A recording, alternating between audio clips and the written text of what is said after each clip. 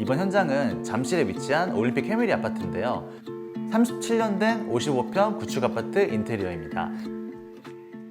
여기 같은 경우는 굉장히 오래된 아파트답게 천장이라든지 배관 이런 것들이 굉장히 노후화가 많이 진행이 돼서 전체 천장 철거와 배관 같은 것도 모두 다 교체한 현장입니다. 그리고 고객님들께서 많이 선호하시는 대면형 주방도 여기는 주방이 좁고 길게 빠져 있는 구조이기 때문에 설치할 수가 없는 단점이 있었습니다. 주방 구조 때문에 굉장히 고민이 많으셨는데요. 근데 저희가 이 좁고 긴 주방에 5m가 넘는 아일랜드를 설치해 드렸습니다. 저희가 어떻게 이 주방 구조를 풀어냈고 37년 된 구축 아파트를 정말 고급스럽고 럭셔리한 주거 공간으로 어떻게 바꾸었는지 같이 보여드리도록 하겠습니다.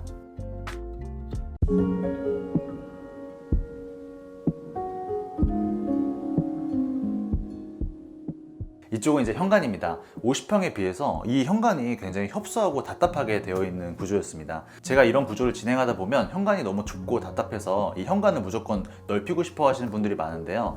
사실 이 현관 같은 경우는 진입 방향으로 넓어져야지 이 현관이 넓어 보이지, 이 양옆을 넓힌다고 이 현관이 되게 넓어 보이진 않습니다. 그래서 이쪽 공간에 신발장을 배치하고 이쪽에는 앉아서 신발을 신으실 수 있는 벤치 공간을 만들어 드렸습니다. 그리고 나가시기 전에 옷 매무새를 확인하실 수 있는 전신 거울도 매립해 드렸고, 이쪽에 좀 감성이 있는 벽 조명을 설치하여서 이렇게 이쁜 오브제 공간도 같이 만들어 드렸습니다. 일가소등 스위치도 이 현관에 같이 매립시켜 드렸습니다. 그리고 이제 이 현관이 좁고 답답하니까 이 공간을 조금이라도 넓혀 드리기 위해서 중문을 최대 큰 사이즈로 제작을 해 드렸는데요. 여기 중문 같은 경우는 포켓 슬라이딩 도어를 설치하였는데 사이즈를 1200짜리로 큰 사이즈를 만들어서 이 앞에서 봤을 때도 시야적으로 저는 답답하지 않게끔 이 개구부를 크게 만들어 드렸습니다. 그리고 이쪽을 보시게 되면은 여기에 인터폰까지 같이 위치해 있는데, 기존에 이 인터폰 위치가 TV 쪽에 있었습니다. 근데 저희가 인터폰이 TV나 이런 아트월에 방해가 되기 때문에 인터폰을 바로 이 현관 앞으로 옮겨드리고 스위치도 같이 달아드렸습니다.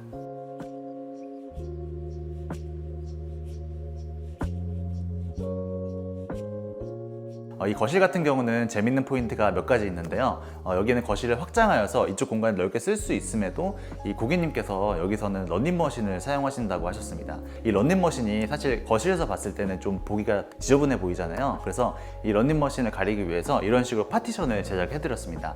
이 파티션에는 이렇게 오브제도 놓을 수 있게끔 만들어 드렸고, 여기를 완전히 벽을 막아버리면 답답할 수가 있잖아요. 그래서 이쪽에는 이렇게 반대편이 투영해 보이는 유리를 설치하여서 답답해 보이지 않으면서도 뒤에 있는 런닝머신을 이쁘게 가려줄 수 있는 공간으로 만들어 드렸습니다. 사실 이 부분이 재밌는 포인트인 게, 저희가 거실을 확장하게 되면은 날개벽이 있지 않은 상황에서는 이런 공간을 잘 만들지 않고 시원하게 개방하는 경우가 많은데, 보통 그렇게 되면은 여기에 좀 남는 공간이 되는 경우가 굉장히 많아요. 근데 만약에 우리 거실 공간에 있어야 되는 피아노라든지 아니면은 뭐 런닝머신, 안마의자 이런 것들을 가릴 수 있는 이런 파티션을 제작한다면 이 거실을 확장하면서 넓게 쓰시면서도 효과적으로 이 공간을 만들어 드릴 수가 있습니다.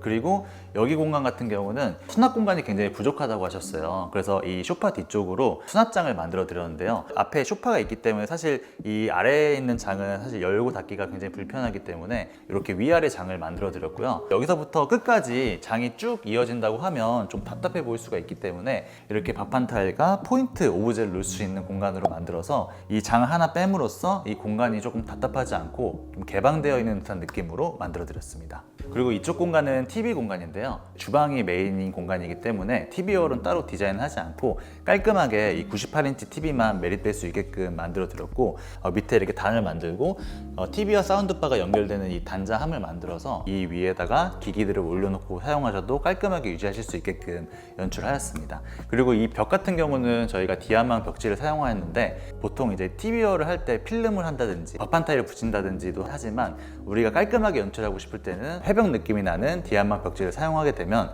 이 공간을 분위기 있게 또 연출하실 수가 있습니다.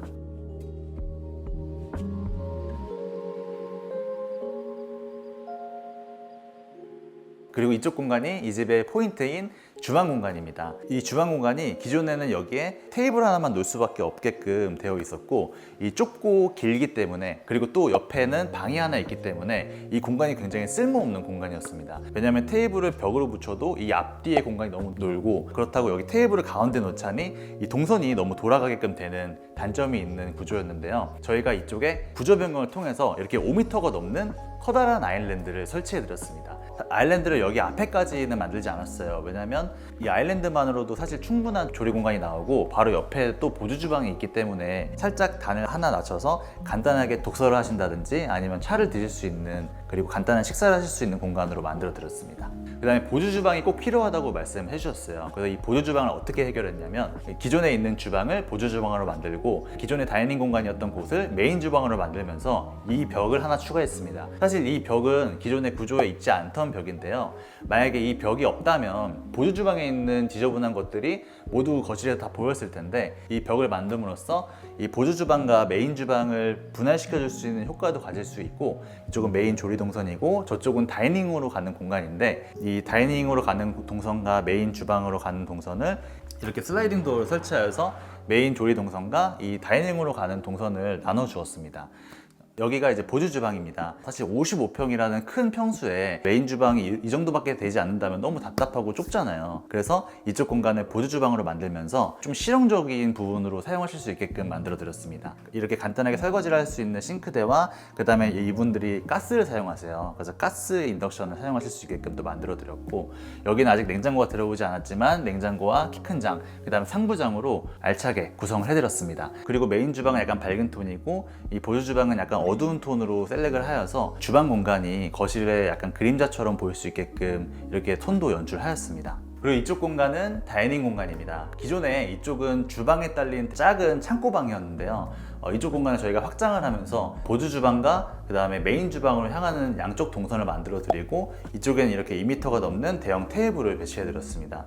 사실 이 공간이 다이닝 공간으로 활용하기 딱 좋은 공간인 게, 바로 앞에 메인 주방도 있고 보조 주방이랑도 연결돼 있고, 그 발코니를 확장을 하면서 여기 창문도 있습니다. 그래서 환기도 하기 좋고, 이쪽에는 지금 그림이 걸려 있는데 사실 여기는 TV가 설치된 공간이에요. 우리 가족이 TV를 보면서 환기도 잘 되는 곳에서 이 식사를 하실 수 있게끔 이 다이닝 공간을 따로 만들어서 거실에 테이블을 가지 않아도 이 주방에서 다 해결할 수 있게끔 만들어 주었습니다. 어떻게 보면 이런 구조 변경을 통해서 기존에 쓸모없던 방이 이렇게 이쁜 다이닝 공간으로 바뀌게 되었습니다. 그리고 이쪽 공간은 발코니로 나가는 도어가 있어서 여기에 바로 세탁기나 분리수거까지 바로 하실 수 있게끔 동선을 연결시켜 놓았습니다.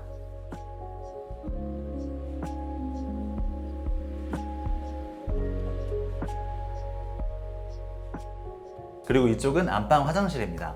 이 안방 화장실도 구조 변경을 통해서 굉장히 넓은 공간으로 만들어 드렸는데요, 사실 이 인테리어 할 때 가장 효과가 좋은 공간이 주방이랑 그 다음 안방 화장실입니다. 왜냐면 안방 화장실은 우리가 매일매일 사용하는 공간이기 때문에 이 공간을 이쁘게 만들어 준다면 정말 삶의 질이 달라지는 효과를 누리실 수가 있습니다. 그리고 사실 이 안방 화장실이 안방에 연결되어 있던 공간인데, 도어를 거실 쪽으로 내면서 이 안방 화장실이 아니라 공용 화장실처럼 사용하실 수 있게끔 이 공간을 또 만들어 드렸고요, 여기는 이게 기다란 카운터 세면대를 만들어 드리면서 여기는 화장대로도 활용하실 수 있게끔 만들어 드리고, 여기는 세면대와 그 다음에 벽등으로 이 분위기를 만들어 드렸는데, 사실 여기도 재밌는 포인트가 숨어져 있는 게 센서로 이쪽 간접 조명을 만들었습니다. 그래서 내가 간단하게 볼일을 본다든지 손을 씻으러 들어갈 때 불을 켜지 않아도 이 센서로 여기가 켜지고 나가시게 되면 꺼질 수 있게끔 이렇게 연출을 해 놓았고요, 여기도 이제 구조 변경을 통해서 변기 앞에 파티션을 설치하고 이렇게 조적 욕조 공간도 만들어 드렸습니다.